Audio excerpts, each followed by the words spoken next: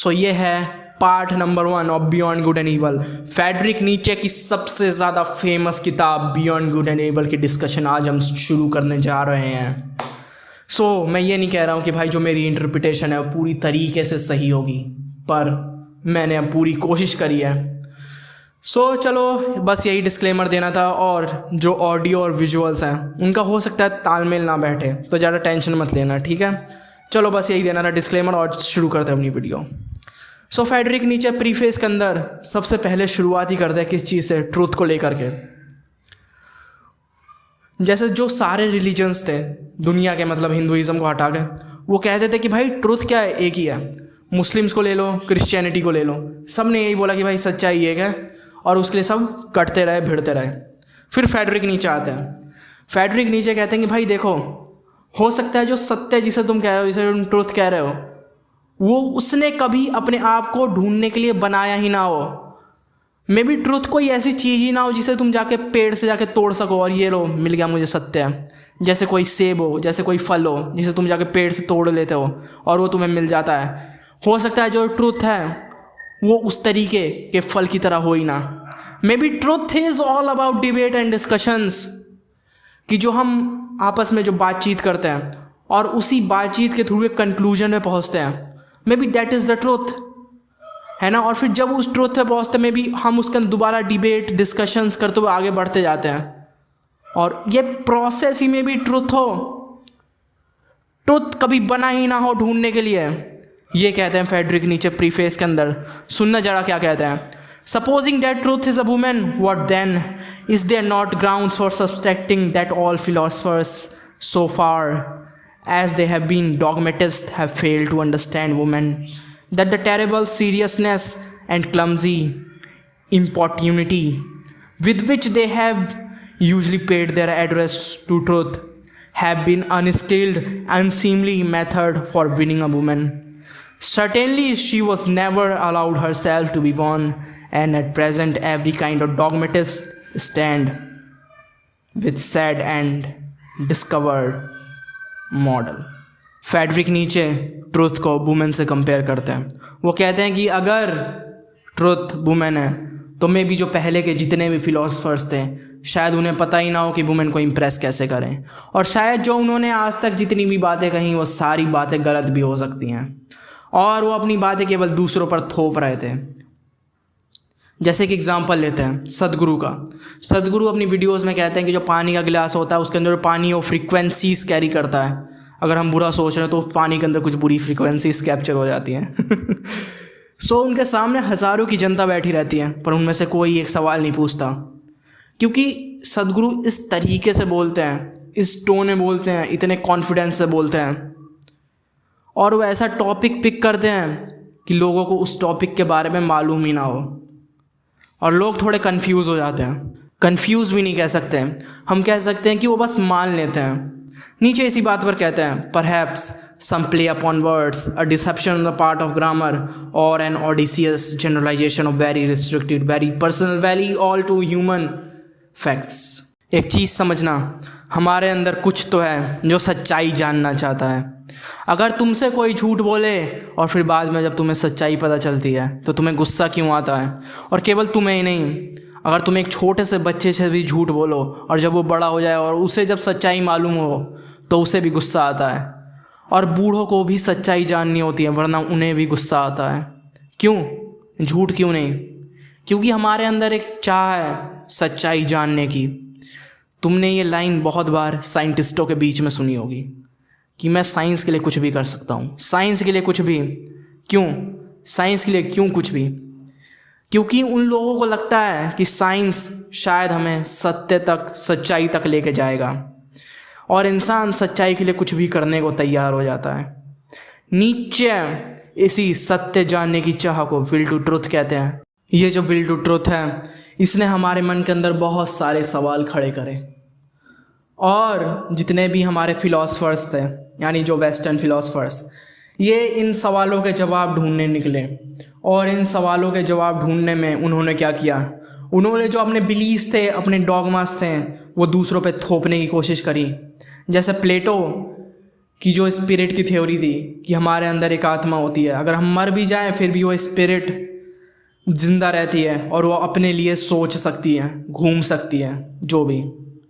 मतलब समझ आ रहा है तुम्हें?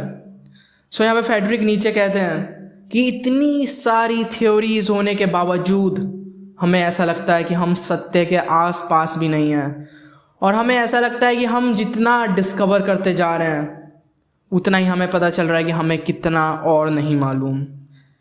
ही says what a strange perplexing questionable question, it is already a long story, yet it seems as if it were hardly commence. Is it any wonder that if we last grow distrustful, lost patient and turn impatiently away?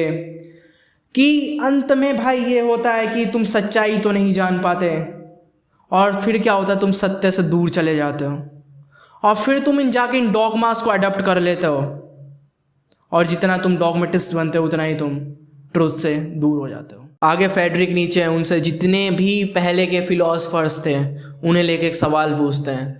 वो कहते हैं कि जो तुमने बातें बोली वो सच कैसे है, और हकीकत में सच है क्या? And that is the problem of the value of truth.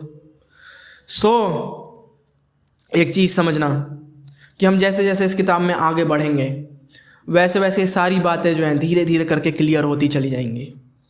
ये तो अभी स्टार्टिंग है। सो चलो आगे देखते हैं। आगे फ्रेडरिक नीचे गॉड को लेके कुछ सवाल पूछते हैं। उससे पहले हमें ये समझना पड़ेगा कि गॉड कौन। तो सबसे पहले हम देखते हैं टिपिकल गॉड क्या, कि कोई है जो आसमान में बैठा हुआ है जिसके पास ज़्यादा कुछ करने धरने को नहीं है, उन्होंने हमें बना दिया, अब वो हमसे ही मज़े ले रहे हैं। अगर तुम ऐसे गॉड को मानते हो तो उसके बाद ये सवाल खड़ा होता है कि अगर हमें गॉड ने बनाया तो फिर गॉड को किसने बनाया? And this cycle continues. So उसके बाद इसी चीज़ के ऊपर फ्रेडरिक नीचे सवाल खड़े करते हैं। वो कहते हैं how could anything originate out of its opposite? For example truth out of error, और will to truth out of will to deception, or generous deed out of selfishness, or pure sun-bright vision of wise men out of covetousness. Such genesis is impossible. Whoever dream of it is a fool, no worse than a fool. कि जिस तरीके से सच का जन्म झूठ से नहीं हो सकता, उसी तरीके से गॉड का जन्म आउट ऑफ नथिंगनेस से भी नहीं हो सकता, और जिसने भी ये बात सोची वो केवल बेवकूफ़ था।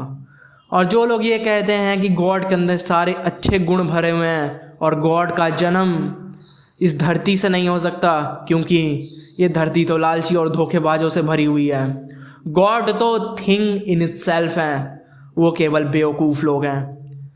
फ्रेडरिक नीचे कहते हैं कि जो लोग ऐसा कहते हैं वो केवल रीजनिंग को ख़त्म करना चाहते हैं और कुछ नहीं। एंड दैट व्हाट फ्रेडरिक नीचे calls the believe in antithesis of values. आगे फ्रेडरिक नीचे कहते हैं कि जिन लोगों ने ये सारी थ्योरीज दी, क्या इन लोगों ने कभी अपनी थ्योरीज पे डाउट किया? ही सेज डी ओमिबस डुबिटाडुम, everything must be doubted, and that is the English meaning of this German sentence. ऐसा भी हो सकता है कि जो तुम्हें सच के नाम पे बेचा जा रहा हो वो झूठ से ज़्यादा कुछ भी ना हो। ऐसा भी हो सकता है कि जो चीज़ें तुम्हें प्यार से दी जा रही हों उसके पीछे केवल लालच और नफ़रत छुपी हुई हो। जैसा कि हमने जीनोलॉजी और मोराल्स में इसके बारे में बहुत ढंग से बात करी है। अगर तुमने अभी तक मेरी वीडियो नहीं देखी तो जाकर देखना ज़रूर जीनोलॉजी और मोराल्स का, क्योंकि उसके अंदर हमने इस चीज़ के बारे में डिस्कशन बहुत लंबी खींची है। पर फिर भी थोड़ा सा और बस समझने के लिए इस बात को बता देता हूँ कि समझ लो तुम्हारे पापा आए तुम्हें कूट दिया, तुम्हारे टीचर आए तुम्हें कूट दिया, और फिर बाद में टीचर कहे कि बेटा मैंने तो तुम्हारी भलाई के लिए तुम्हें कूटा, कि मैं तुमसे प्यार करता हूँ, मैं चाहता हूँ कि तुम बड़े बनो इसलिए मैंने आके तुम्हें कूटा। जबकि हकीकत क्या हो सकती है? हो सकता है कि बीबी से लात खा के आया हो टीचर, हो सकता है कि वो तुमसे हकीकत में नफ़रत करता हो वो टीचर, हो सकता है अपना गुस्सा शांत करना चाहता हो। ऐसा ही सेम थिंग हम देखते हैं किस चीज़ में? डांटेज इन्फर्नो में, कि हेल के आगे लिखा रहता है for the love of God, कि जो भी तुमने इस जन्म में कर्म करे हैं, जो भी तुम अभी इस धरती पे कर्म कर रहे हो, और जो तुम बुरे कर्म कर रहे हो उसकी सज़ा तुम्हें कहाँ मिलेगी? हेल में जाके। उस हेल के अंदर तुम्हें भुना जाएगा इन्फिनाइट अमाउंट ऑफ टाइम तक। Don't you think this is evil? और डांटेज हेल के आगे लिखा हुआ था for the love of God, कि भगवान तुमसे प्यार करते हैं इसलिए तुम्हें हेल के अंदर भेज रहे भूनने के लिए। And that is what Friedrich Nietzsche is talking about here, this paradoxical God. आगे फ्रेडरिक नीचे कहते हैं कि जिसे हम कॉन्शियस थिंकिंग कहते हैं वो केवल हमारा इंस्टिंक्टिव फंक्शन है। मतलब समझना इसका, कि जिस तरीके से खाना पीना और हगना हमारा इंस्टिंक्टिव फंक्शन होता है, उसी तरीके से सोचना भी हमारा इंस्टिंक्टिव फंक्शन होता है। कि बचपन से लेकर हम बूढ़े हो जाते हैं तब तक हम कुछ ना कुछ सोच रहे होते हैं, और वो सोचना हमारे हाथ में नहीं होता, हम बस सोच रहे होते हैं। वही जो है इंस्टिंक्टिव फंक्शन है, कि तुम्हें खाना खाने के बारे में सोचना नहीं पड़ता, बस तुम्हें भूख लग जाती है, प्यास लग जाती है, उसी तरीके से तुम सोच लेते हो। तो ये क्या है? हमारा इंस्टिंक्टिव फंक्शन है। और कोई भी फिलॉसफर इंसान से अलग नहीं होता।